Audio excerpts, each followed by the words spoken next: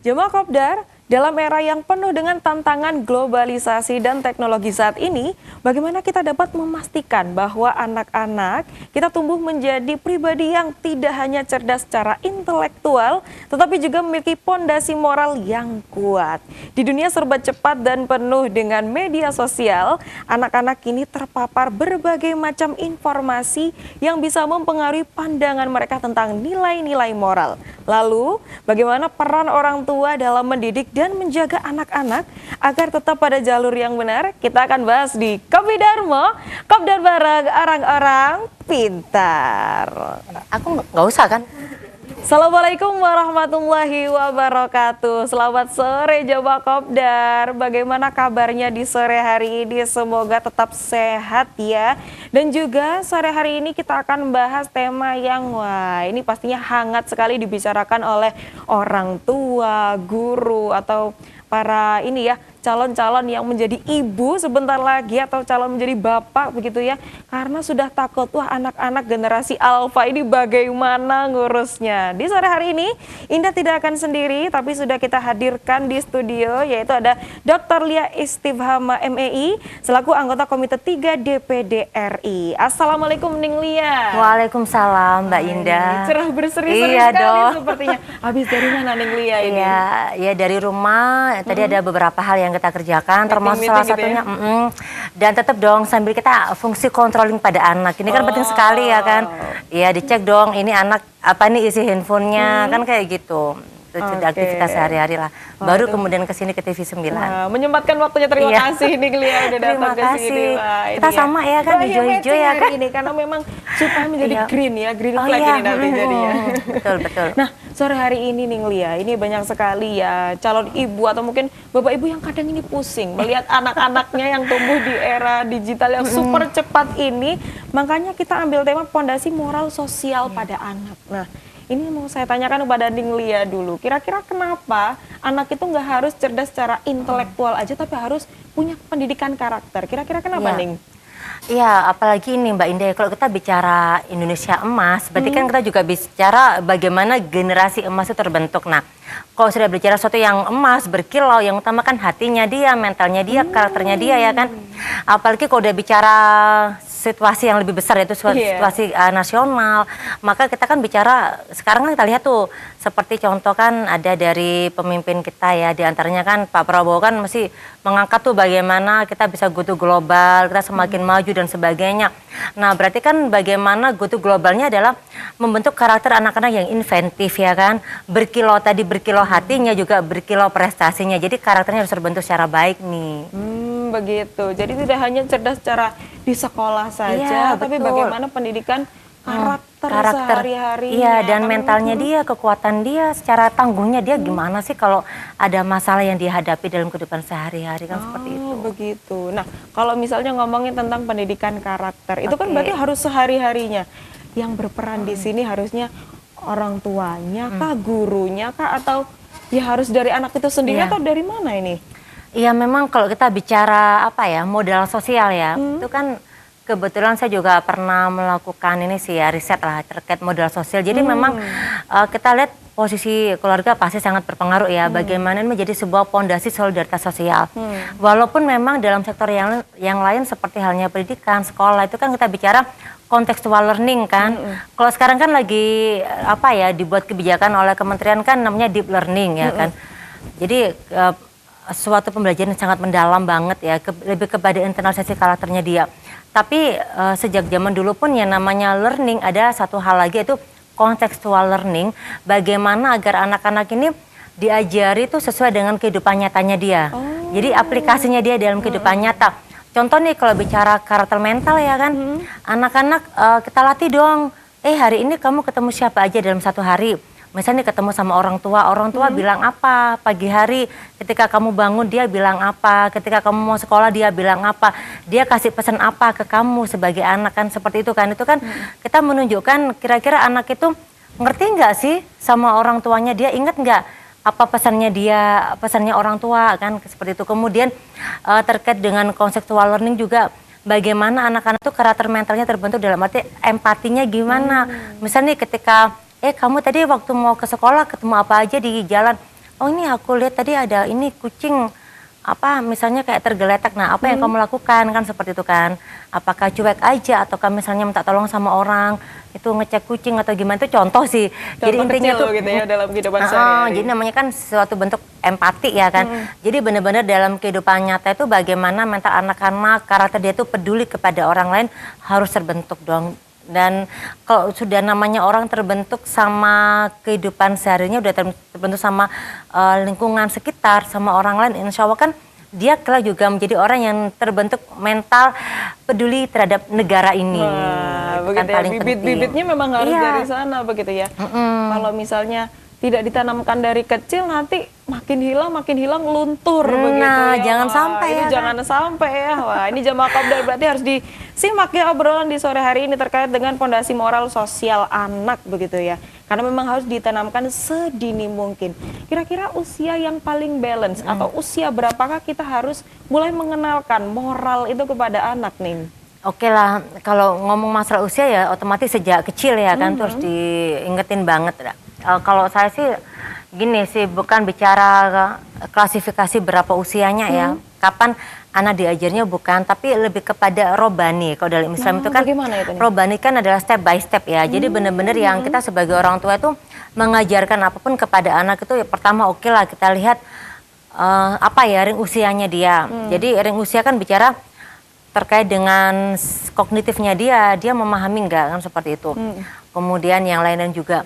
Nah, tapi lebih kepada roban di sini adalah sistematis. Misalnya kita sebagai orang tua ya, kita berusaha ngajarin dia tentang bagaimana dia itu ikhlas dalam memberi kepada orang-orang yang nggak punya misalnya. Itu kan kita lihat dulu. Kalau untuk anak TK misalnya kita kasih, nah ini kasih tuh uang kepada, aku dulu gitu soalnya Mbak sudah gitu sharing ini ya, bagaimana cara mendidik anaknya iya, sendiri jadi ini bener-bener nih. kalau apa di rumah apa sih kayak ini loh Mbak, apa sih kayak topeng monyet ya kan. Nah kamu kasih di anak usia TK ya, anakku kasih uang ke mereka, malu mama lu, jangan bilang malu, pertama kamu harus pede karena jadi kamu harus berani pede ketemu orang ya kan. Yang kedua kamu harus tahu nak itu orang kan bekerja gitu loh, kamu harus ya tugas kamu Belajar kan respect, ya. respect dong, karena kan kamu seneng kan lihat topeng monyet lucu ya kan. Ya kamu kasih dong karena dia kan kerja juga menghibur kita, itu yang contoh ya. Jadi benar-benar yang kita ajarikan, terus kemudian nanti semakin gede misalnya di usia SD kayak anakku tuh kan usianya berapa ya, dia mulai peka terhadap Palestina itu di kelas 4 SD. Kelas 4 SD. Nah, dia tuh kayak yang dilihat apa ya di TikToknya dia lihat bener tuh namanya Palestina apa aja berita-berita, terus ya udah Update begitu ya? Update banget. Terus saya bilang kepada anakku, oh ya bagus ini, jadi anakku tuh kan tahu ya kan kamu di sini seneng ketemu mama dan sebagainya dalam sehari-hari ya kan, nggak sampai yang kayak situasi perang, tapi apa ya kalau bisa jangan cuma lihat aja nak, tapi berkomen gitu loh, berkomen supaya orang itu tahu bahwasanya kalau ada konten-konten tentang humanity terkait Palestina, orang tahu, banyak orang berkomen gitu loh. Jadi kita ajarkan, nah jangan cuma dilihat, ayo tangannya dibuat komen yuk kayak gitu, minimal like lah, semuanya di like, itu kan sudah bisa, anak sudah tahu kan, sudah ada kedewasaan lah, walaupun ini skalanya anak-anak sih, maksudnya sudah ada meskipun masih kesadaran anak-anak, lah. tapi sudah bisa. Sekalipun sadar apa tidak, tapi kita sebagai orang tua berarti mengarahkan. Iya begitu ya, betul. Ning? Jadi kita istilahnya roban itu kan kita mengarahkan sesuai dengan kognitif dia, kemampuan dia. Jadi kita mengarahkan sesuai dengan kesadaran dia. Dia Sesuai ngerti nggak sih? porsinya. Sesuai porsi. Jadi kalau kita nyuruh dia ngasih uang kepada orang si apa yang topeng monyet tadi, apa tujuan dia?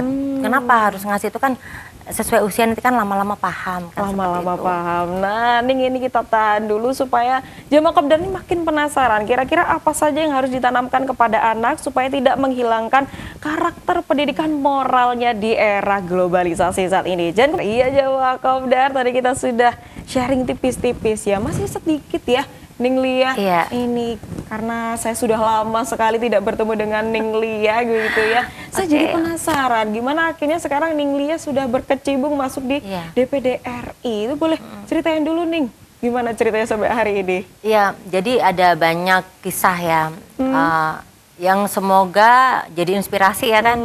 Ya. Jadi yang pertama itu ketika dulu waktu apa ya prosesi menuju sebagai DPD itu kan ini Mbak, ada namanya kan Fermin Verfak. Ada satu masa, ini saya kira satu hal yang saya ceritain sekali lagi bertujuan menginspirasi ya. Bukan yang saya mencoba, istilahnya kalau orang itu kan playing victim lah, enggak lah ya, kita ngomong apa adanya. Iya. Jadi ada momen di mana memang benar-benar yang semua itu misalnya aku sama suami kerja ya, benar-benar yang kita kerja itu kita kasih bayaran tuh kepada semua yang bantu, anak-anak yang bantu kita ngurusi prosedur Fermin Verfak ya kan. Hingga akhirnya tuh ada satu waktu di mana kita kayak nihil banget gitu loh Mbak. Jadi benar-benar yang hopeless begitu. Nihil banget dalam arti emang kita kan nggak mau berhutang secara waktu itu kan. Jadi benar-benar ada waktu di mana udah mepet banget uang itu benar-benar yang tinggal 5.000, besok baru ada lagi tinggal karena 5.000? Iya, serius ini. Karena besok kita akan kerja, jadi besok kita dapat uang lagi. Kita emang kerjanya kan ini Mbak, kadang adalah macam-macam ya. Jadi udah 5.000 doang, kemudian anak-anak itu malam hari tuh ngomong gini, aku tanya, nggak gini kan pada banyak ada tamu kan di atas itu. Aku tanya sama anakku, nah kan lapar nggak? Nggak, ya udah ya kan. Jadi bener-bener apa yang di rumah itu tak kasih kepada tamu-tamu itu ya kan. Udah selesai mereka makan, selesai, udah. Terus tahu jam 9 malah lapar, aduh. Gimana sudah gak ada? Kayak gitu. Masuk titik terendah waktu itu. Jadi untung anakku tuh keren banget. Jadi bener-bener yang, aduh nak, tolong nak, ini udah jam 9, besok kamu sekolah. Yakin kamu lapar? Tadi bilangnya enggak. Enggak harus sih gitu. Ya udah, lapar enggak? Mereka akhirnya enggak deh mah, aku ngantuk deh, pengen tidur. Ya udah deh, tak bikinin teh terus tidur udah kayak gitu. Nah, itu benar-benar yang aku kadang-kala ngomongin ke anak-anak tujuannya apa? Biar mereka tahu bahwasanya mama pernah susah gitu loh. Orang tua pernah susah, ayah, mama pernah susah. Sehingga sometimes ketika kalian pernah susah pun, itu nggak usah berkecil hati. Semua orang pernah susah. Harus inget-inget kejadian itu ya kan. Kemudian sama Mbak, ketika sekarang alhamdulillah memang kan ya kehidupan kan berputar ya kan. Pasti dong ada waktu di mana alhamdulillah kita ya Allah dikasih Gusti Allah rezeki ya kan.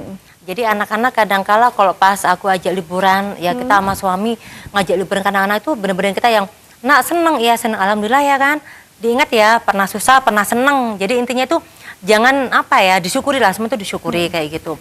Tuh aku tajamkan banget ke anak-anak. Dan ada juga momen lain di mana ini memang perlu perjuangan banget sih Mbak. Jadi yang namanya Fermin Verfak itu kan saya benar-benar kerja banget ya. Kerja bener tuh aku ngecek bener. Ini kenapa ya ada masalah administrasi, kenapa nih di data itu aku ngecek dan sebagainya, aku fokus banget ya kan. Sampai akhirnya tuh udah jam maghrib ya. Padahal ini malam aku mestinya tuh harus nyamperin anakku karena dia kayak ada camping gitu loh Mbak, camping di luar kota. Aduh ini gimana belum selesai kalau aku ke sana. Tiba-tiba udah pasti jam 8 ke atas, anak-anak masih udah pada mau tidur ya kan. Jadi yang aku minta sama guru sama wali murid yang di sana, tolong dong bilang sama anakku kalau aku nggak ke sana gimana, di video call kan. Aduh aku ini anak kayaknya sedih banget. Gara-gara ini temanku juga gitu sih, sama gurunya tuh ngomong, aduh mama ini mukanya kayak sedih banget ma, kayak nggak ceria gitu. Aduh gimana nih. Akhirnya aku video call dan sebagainya, aku semangatin dia. Ya udah nggak apa-apa kayak gitu. Dan ya itu memang harus harus kita kuatkan. Jadi saya lihat memang anak-anak sangat, walaupun dia masih kecil, sangat ngerti gitu loh Mbak. Sudah memiliki empati juga kepada empati orang tua. juga, banget, alhamdulillah. Jadi bener-bener yang aku pun kadang kalau keluar gitu, ngomong sama anak, nak mama keluar ya, misal kemana keluar kota, ya kita sampai yang minta restu juga ke anak, supaya jangan sampai anak tuh merasa sedih kan ditinggal. Dan terbukti sih alhamdulillah ya Mbak ya, mungkin karena alhamdulillah sih saya merasa berhasil ya. Kami keluarga ini merasa berhasil mendidik anak-anak bahwasanya politik itu sebuah sebuah pengabdian yang bagus lah. Jadi anak-anak sangat positif melihatnya. Bahkan mereka pun kalau pas weekend itu udah yang mama mau kemana aku ikut mah kayak gitu. Menemani. Sabtu mau kemana, Minggu mau kemana, Jumat malam mau kemana. Makanya mereka tuh selama yang nggak ganggu jam sekolah mereka pengen ikut. Jadi mereka tuh kayak ini banget nyatu gitu loh Mbak. Sampai kepada teman-teman relawan pun nyatu kayak gitu. Jadi itulah pendidikan yang saya ajarkan ke anak-anak. Dan satu hal lagi, ini juga yang paling penting ya. Ada satu momen di mana kita setelah pasca coblosan itu kan memang rame ya kan. Yang namanya netizen. Ya ada netizen lah, ada buzzer segala macam ya kan. Tahu-tahu saya punya TikTok loh. Kok ada komen-komen jelek kayak gini tiba-tiba ya. rame begitu ya. Tiba-tiba kita jadi kayak ini ya ada buzzer jelek lah, komen-komen. Anakku kan kadang ini scroll Membuka. aku. Ya, mereka fan loh Mbak. Kamu nak kalau nanti lihat mamamu diomongin macam-macam, nggak apa-apa Gimana kan? responnya? Nggak apa-apa mah, aman gitu. Ya udah aman, buzzer ya, oke deal, ya sudah selesai. Jadi yang fan gitu loh. Jadi bener-bener yang intinya tuh kita membentuk banget kepada mereka. Politik itu tidak yang gimana-gimana. Politik tetap siapapun sebagai seorang politisi ya. Dia sebagai seorang ibu, dia sebagai seorang ayah, dia tetap ya udah. Maksudnya nggak ada yang masalah gitu loh Mbak. Jadi biar anak-anak tuh melihat profesi ini sebagai profesi yang menyenangkan. Kayak gitu. Begitu, itu salah satunya. Tapi Ninglia, saya justru penasaran. Sebenarnya apa yang sudah Ninglia tanamkan kepada anak-anak hingga memiliki rasa empati yang begitu tinggi kepada orang tuanya? Iya, oke. Jadi salah satunya tadi kan yang saya sampaikan Memberikan contoh pemahaman gitu ya, pemahaman terus? kalau kamu ngasih uang kepada topeng monyet, kenapa alasan kita perjelas. Kemudian yang kedua, kita kan juga ngingetin kan kapan susah, kapan senang tuh biar anak tuh biar tahu ya kan, balancing kehidupan. Yang berikutnya lagi, anak-anak tuh pernah saya dengerin puisi. Saya pernah kan dulu kan bikin konten Mbak. Kurang lebih seperti ini sih. Duhai anak-anakku, orang tua berharap kalau kamu berteman dengan anak-anak dari anaknya orang tua, anaknya temen ini temennya orang tua kayak gitu loh. Itu saya tanamkan. Jadi bener-bener yang aku ke mereka tuh, pokoknya kalau kamu tahu ini temennya mama, temennya ayah ya kan, mereka punya anak. Nah, ketika mama sama ayah sama mereka ini sudah berteman, kamu juga akan berteman sama anak-anak mereka tidak ini. memutus relasi atau jalinan tali silaturahmi Iya, begitu. jadi kayak gitu. Itu aku tajamkan banget. Jadi tujuannya apa ya? Siapa tahu lah nanti kamu ke depan ke Bangkalan, kamu punya temenmu ini anaknya temennya mama kan kayak gitu. Jadi aku tuh udah yang ngajarin mereka tuh dimanapun kamu nggak akan kehilangan teman.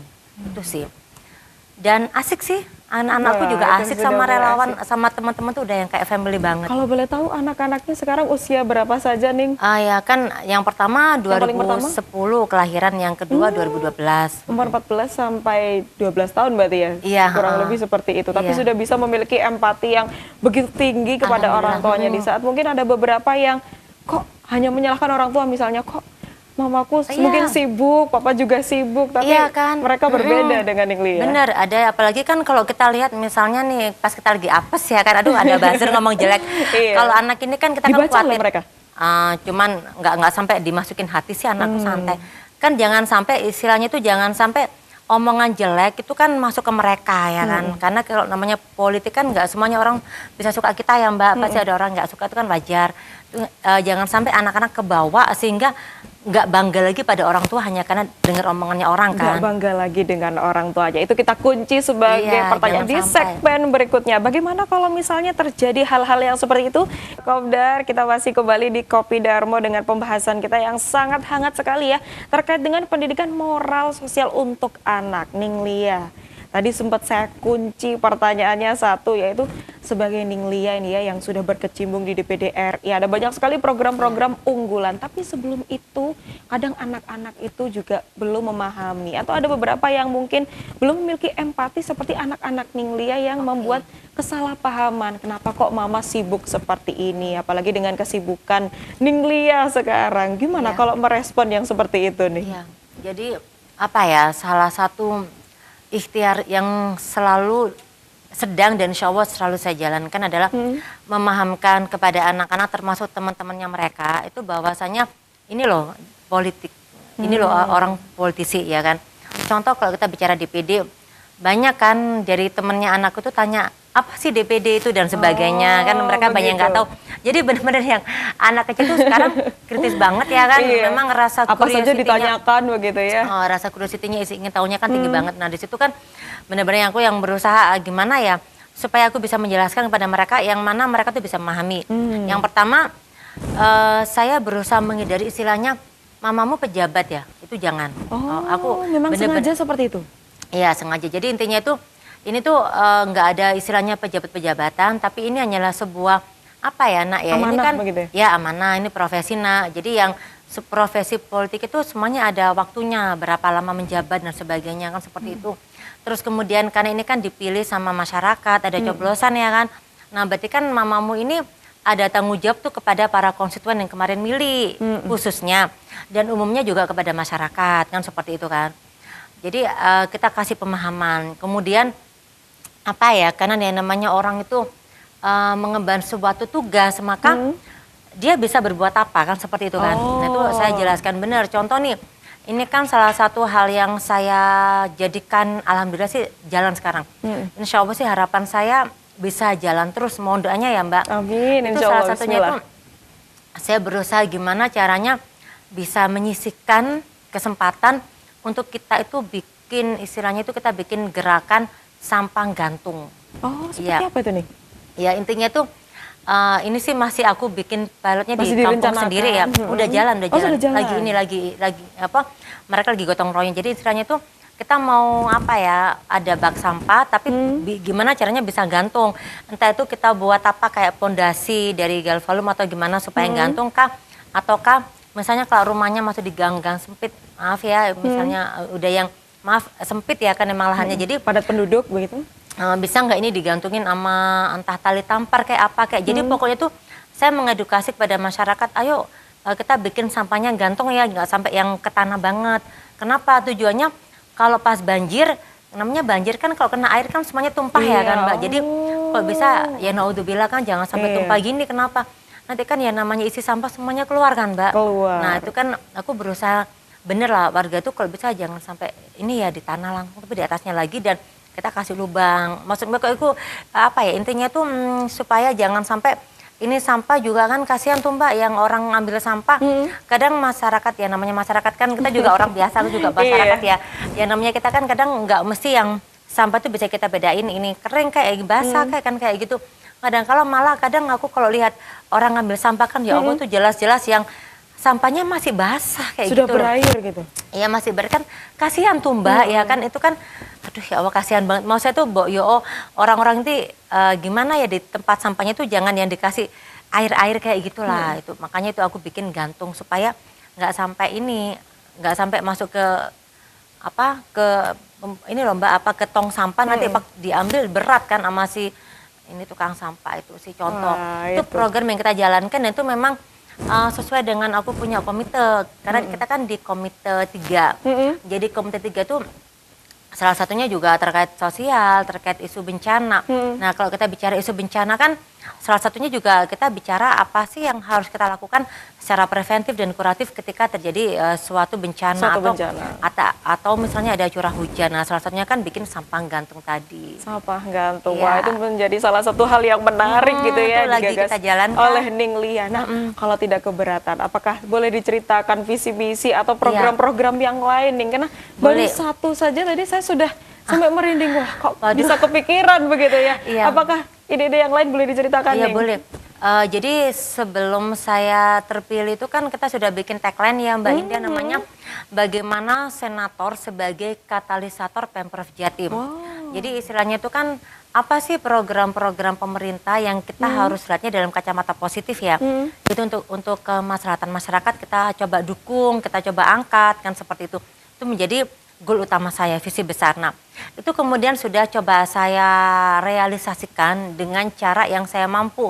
Contoh kemarin ketika apa ya, dengan entah itu dengan kementerian atau dengan momen-momen lain itu saya coba sampaikan, Jawa Timur ini kan banyak ya namanya itu persoalan terkait kesehatan dan sebagainya, karena kita kan bicara masyarakat yang sangat gemuk kan, maksudnya itu sangat banyak sekali nih masyarakat berapa juta ya kan di Jatim.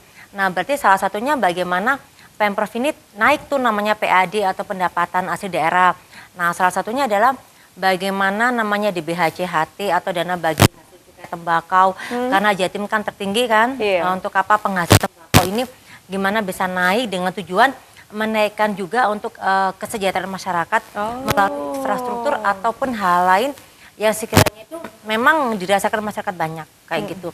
Jadi yang pertama, yang kedua saya pun kalau pas di forum ya Mbak ya, saya coba selalu menyampaikan ketika nih masa reses ya kan, misalnya saya sampaikan kepada masyarakat atau konstituen, ayo kita sama-sama gotong royong ya. Jangan sampai masyarakat itu pragmatis lah atau tangan di bawah, jangan sampai, tapi coba kita bagaimana apa yang bisa diberi oleh seorang politisi itu kemudian di-create menjadi suatu hal yang besar karena kita gotong royong. Jadi jangan sampai orang tuh tangan di bawah tapi bergandengan, itu sih salah satunya. Harus saling bergandeng ya, bersatu. Iya, bersatu. Untuk mewujudkan yang baik-baik itu harus bersama-sama, Iya, tidak bisa benar. sendirian begitu. Nah, Ning Lia, kembali kepada peran orang tua. Dengar-dengar, kalau menjadi orang tua yang sudah super sibuk seperti ini, apakah masih menyempatkan waktunya Iya. untuk bercengkrama dengan orang tua dari teman-teman, Oke. anak-anak, atau seperti apa, Ning? Iya, saya sih berusaha kok. Pokoknya kalau mama-mama itu WA, Japri, saya berusaha membalas kayak gitu loh, Mak. Di grup-grup pun saya berusaha memberikan istilahnya respon, ada like, komen, saya berusaha kayak gitu di grup WA dan lain-lain. Pokoknya saya berusaha lah, intinya tuh gimana agar mama-mama pun tidak menilai saya sebagai pejabat ya, kayak enggak lah, Iya. jangan. Kita tetap sama-sama sebagai orang tua anak-anak kan, jadi sama lah. Dan itu pun juga saya sampaikan kepada temennya anak-anakku, Mbak. Jadi kadang Mbak Indah kalau pas ke sekolah gitu kan mereka, ini mamanya Zahir nih, mamanya Akmal nih, udah pada heboh kadang sih Iya, kayak. sudah heboh duluan ya, Iya, excited, wah ada Ning Lia ini ya. Ada yang heboh, ada yang enggak juga sih, sebab aku kok pede banget sih. Iya. Cuman pokoknya kalau mereka kayak gitu, iya temennya Akmal ya, temennya Zahir. Kadang aku pun nyapa mereka duluan sih, Mbak. Nggak harus ya mereka nyapa aku. Jadi Tuh. tidak ada ketimpangan yang Nggak ada. berbeda, wah saya harus dispesialkan, ini ternyata tidak begitu. Cuman memang kalau bicara DPD itu memang ada PR besar sebetulnya ya. Menyadarkan siapapun bahwasanya manusia itu nggak ada yang sempurna ya kan. Tapi dia memiliki sebuah ikhtiar. Nah itu selalu saya sampaikan. Contoh pun, contohnya kan banyak tuh. Teman-teman kan mengirimkan pesan ya, misalnya ada masalah. Contoh kemarin tuh yang lagi heboh yang saya angkat itu terkait BPJS Kesehatan. Jadi ada teman-teman dari pihak rumah sakit itu mereka mengeluhkan, gimana nih kita udah yang klaim ternyata diminta balikin kepada BPJS karena adanya terkait kecenderungan fraud dan sebagainya. Terus mereka menjelaskan di versi mereka. Nah, di situ saya coba angkat ya. Jadi intinya itu saya coba membantu mengangkat, cuman saya bukan decision maker, cuman saya berusaha menunjukkan ini ada sebuah isu. Tolong dong pemerintah melihat suatu hal itu secara lebih utuh lagi yuk, detail lagi yuk, lebih komprehensif lagi yuk, kan seperti itu kan. Jangan sampai letterlux, jangan sampai hanya melihatnya secara tertulisnya, adminnya harusnya ini dan sebagainya, misalnya checklistnya ya. Udah bener sih bikin checklist, cuman kadang-kala di lapangan kan nggak seperti itu juga yang dihadapi. Nah berarti itu saya sampaikan di publik dan ternyata alhamdulillah kemarin ada beberapa dari pihak rumah sakit itu mereka sampai Merespon baik begitu? Merespon, jadi ada yang sampai alhamdulillah Ning ini ada revisi. Jadi yang sekiranya awalnya itu mereka diminta klaim pembayaran tuh mengembalikan berapa ratus juta, turun jadi puluhan juta. Nah, itu salah satu peran Ning Lia di masyarakat. Nah, Jawa Kopdar masih penasaran bagaimana kelanjutannya? Oke, Jawa Kopdar, boleh kita lanjutkan ya, Ning Lia.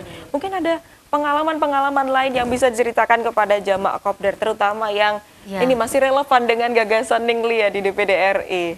Iya, kalau dulu itu kan Mbak, sejak anakku masih kecil, dulu anakku masih bayi, waktu masih bayi itu aku pernah nulis tentang magic words. Jadi bagaimana kita sebagai orang tua itu menciptakan kata-kata kunci, kata-kata ajaib, kata-kata ajaib untuk anak-anak supaya mereka tuh happy, ceria kan seperti itu kan. Oh, seperti jadi, afirmasi positif begitu.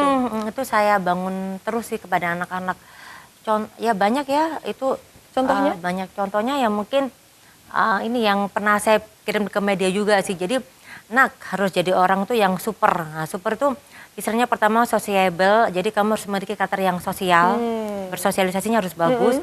Unik itu kamu harus punya identitas, kemudian problem solver, di mana kamu kalau ada masalah itu kamu harus yakin udah pasti insya Allah menemukan masalah, menemukan solusi dari masalah itu ya kan. Kemudian empati, jadi kepada siapapun kamu harus punya empati. Kalau ada anak itu, maaf ya aku pernah, kasihan ya adalah anaknya temanku itu, temennya anakku tuh inilah kayak kurang Mbak, ada kurang sempurnanya kayak gitu. Kamu harus berteman sama dia, kasihan. Oh iya Ma. Jadi aku benar-benar yang mengajak anak tuh berempati. Jangan sampai yang kalau ada mereka ketemu sama orang yang berbeda, ada bedanya sama kita mungkin ya. Itu jangan sampai malah dijatuhin istilahnya dibully atau dijauhin, jangan sampai kan seperti itu. Kemudian tuh karakter yang super itu yang berikutnya adalah responsibility, resiliency. Dan satu lagi itu apa ya, resolusi. Jadi intinya itu bagaimana mereka tuh sebagai anak-anak pertama memiliki tanggung jawab gitu loh. Kamu hari ini apa sih, ada PR nggak? Ada mak, ya udah tanggung jawab dong, kerjain kayak gitu. Ayo nggak boleh malas kamu. Disuruh tapi iya kayak gitu. orang tua memberikan support. Ya maksudnya itu aku aja itu tugasmu nah, tanggung jawabmu nah kan kayak gitu. Kemudian resolusioner itu maksudnya itu bagaimana mereka memiliki resolusi ya kan. Nanti kamu tuh mau SMA mau di mana sih? Nanti kalau kuliah mau ngapain? Kuliah sebagai jurusan apa? Kan itu kan aku bener-bener ke anak-anak itu apa ya udah yang disiapin gitu loh, walaupun masih jauh tapi kamu sudah harus punya mimpi kan seperti itu Mbak. Kemudian resilience itu maksudnya anak-anak harus menjadi pribadi yang tangguh.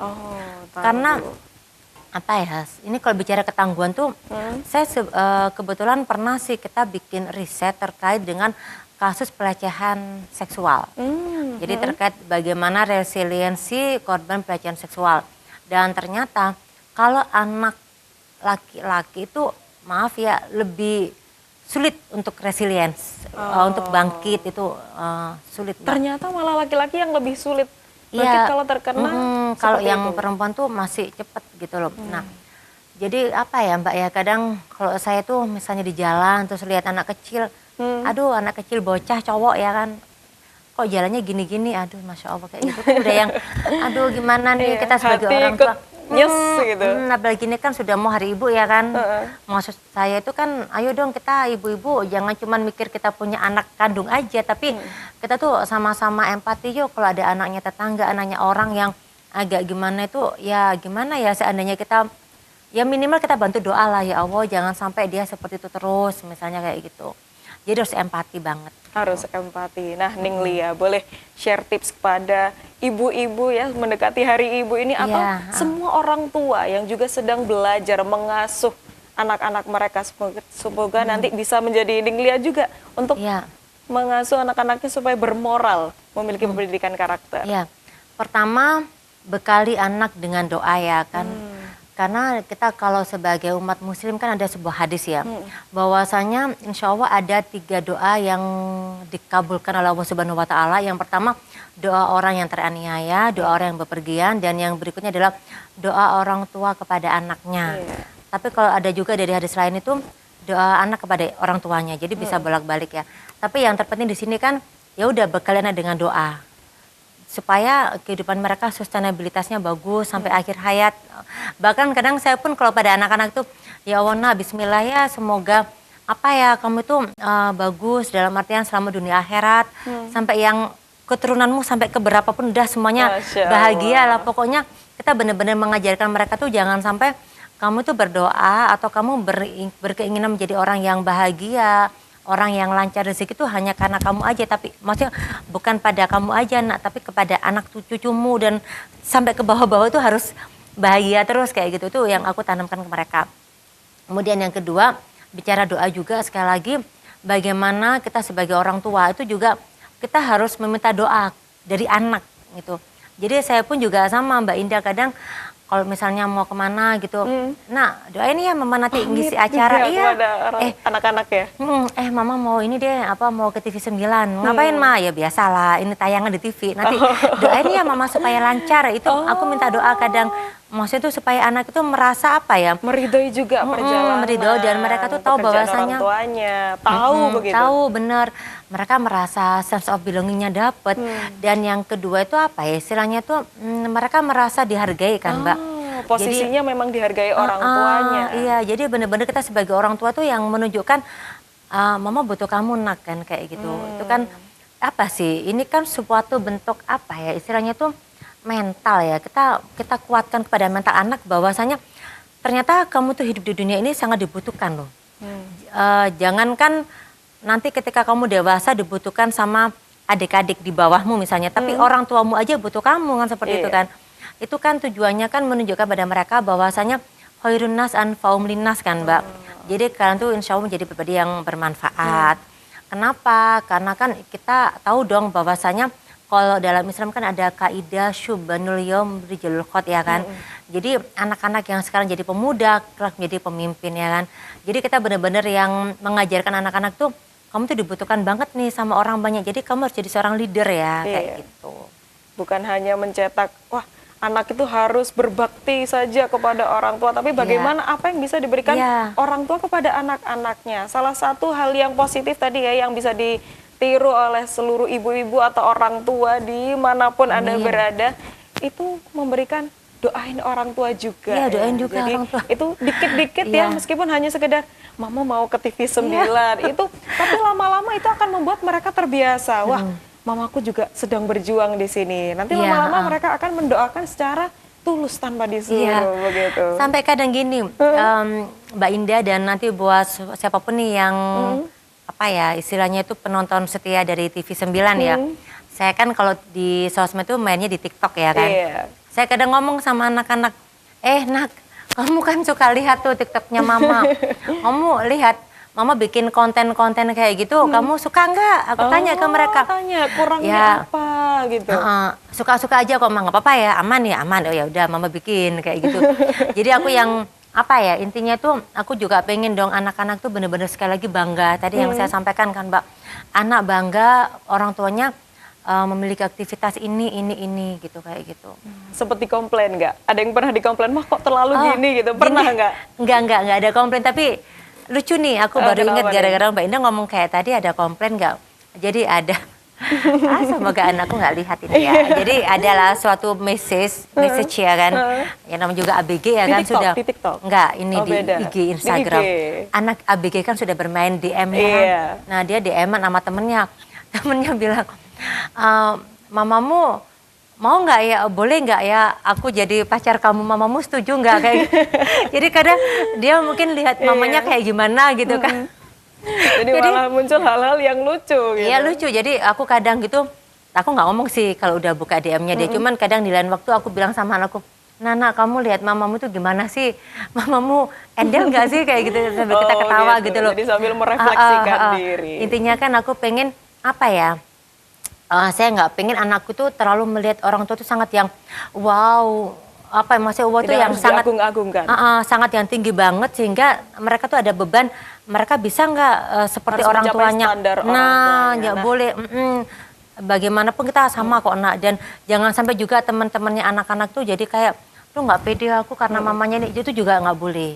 Oke, Kayak gitu. boleh terakhir diberikan pesan atau tadi sudah menyiapkan pantun Oh untuk iya, Jawa Kopdar. Silakan Ning. Oke, ini pantun ya. Yang pertama buat TV 9 ya kan. Nah, ini siap-siap. Makan sambelan rasa terasi. Cakep. TV 9 selalu penuh inspirasi. Waduh, cakep luar biasa. Iya, Ada karena lagi Ning? Aku pun juga merasa banget nih dari TV 9 ada begitu banyak lah inspirasi yang gue dapetin. Ini buat semuanya para adik-adik Gensi ya, barangkali juga lihat ini siaran. Beli ketan dapat bonus Rikaya. Cakep. Lupakan mantan, fokus bangun karya. Wah, luar Iya, biasa. pokoknya kadang gitu gini sih. Aku juga lucu nih kadang kalau ketemu sama kita di politik ya kan, misalnya nih mantan kompetitor kayak apa kayak kan kayak gitu, aku mesti bilang, tahu nggak sih apa? Ini loh ada pantun, ketemu penghulu di balik papan, lupakan cakep. masa lalu tatap masa depan. Wah, Jadi ya udahlah. menatap masa depan bersama Ning Lia. Ini. Jadi udah selesai politiknya, udahlah kita sekarang kerja gitu, fokus kita sinergi, Fokus kolaborasi kan kerja. kayak gitu. Kolaborasi dan bersinergi bersama. Terima kasih banyak Iya, Ning Lia. terima kasih Terima juga. kasih sudah mampir ke TV 9. Habis ini sering-sering main ke sini lagi. Amin. Amin. Insya Allah sukses untuk Ning Lia Amin. ya. Ke program-program selanjutnya Iya. makin berkarir lagi. Iya, amin. Makanya mantan kekasih janganlah kau jadi benalu ya kan. Sekian terima kasih dan salam sukses selalu. Wah, luar biasa. Memang Ning Lia ini top marka top. Oke, Amin. Jawa Kopdar. Terima kasih sudah menyaksikan Kopi Darmo di sore hari ini. Spesial episode bersama dengan Ning Lia. Membahas fondasi moral sosial anak. Semoga bisa bermanfaat untuk seluruh masyarakat di Indonesia, terutama untuk Jamaah Kopdar. Saya Indah Kumaidi, wakili segenap kru yang bertugas mengucapkan terima kasih. Wassalamualaikum warahmatullahi wabarakatuh. Kopi Darmo, Kopdar bareng orang-orang pintar.